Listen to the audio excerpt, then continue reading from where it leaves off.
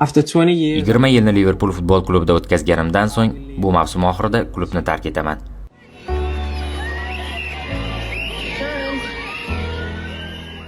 Bu mening shaxsiy qarorim. Muhitni o'zgartirib, o'zimni boshqa joyda sinab ko'rmoqchiman.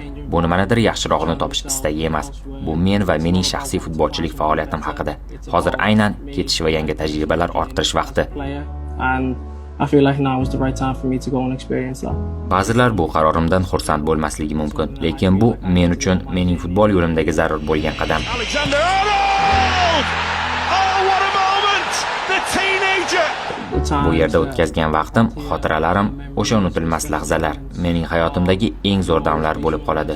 Bu xotiralar men bilan abadiy yashaydi va bu yo'lda menga yordam bergan har bir insondan umrbod minnatdorman. Hozir shu yerda o'tirib, o'zim sevib ulg'aygan klub bilan 2 karra Angliya chempioni bo'lganimdan juda xursandman va chinakam baxtiyor insonman.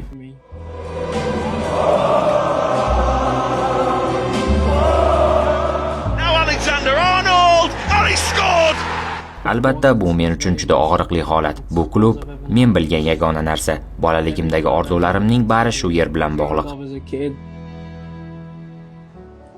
Rostini aytsam, hozir juda hayajondaman, chunki bu klub, bu shahar, bu muxlislar, bu odamlar menga orzu qila olmaydigan darajadagi baxtlarni hadya qilishdi. Men millionlab odamlar orzu qiladigan bir yo'lni bosib o'tdim va bu yo'lni boshdan kechirish baxti menga nasib etdi.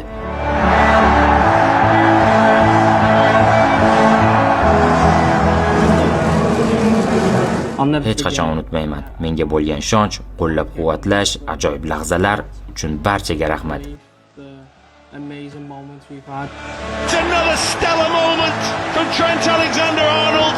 The love I Bu have. klubga bo'lgan muhabbatim hech qachon so'nmaydi. U abadiy davom etadi.